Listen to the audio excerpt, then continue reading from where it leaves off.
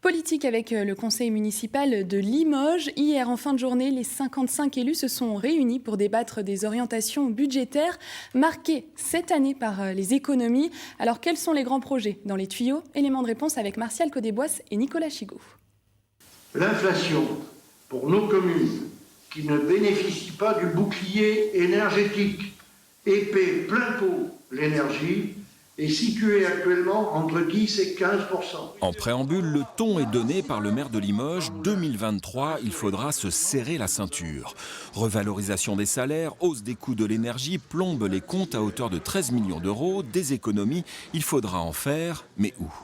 Remplacer l'éclairage public vétuste par un éclairage public OLED plus résilient en termes de consommation. C'est des choix qui sont faits et qui sont totalement assumés.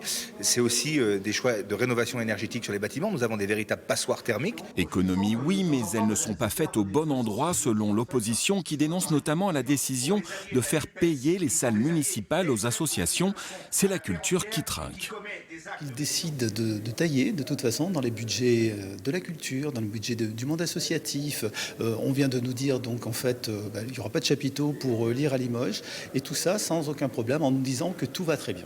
Difficile de parler investissement dans un contexte de restrictions budgétaires, mais la majorité municipale a lancé un de ses grands projets, la rénovation du palais et du parc des sports de Beaublanc pour un coût estimé à près de 43 millions d'euros hors taxe, une nécessité. Aujourd'hui, on a 800 000 euros de coûts de fonctionnement sur le Palais des Sports. Aujourd'hui, en fin d'année prochaine, on aura probablement 1,5 million. Si vous cumulez ça, ça veut dire qu'à un moment, on ne pourra plus aider les clubs non plus dans leur développement par le fonctionnement. On est obligé de prendre ces décisions maintenant.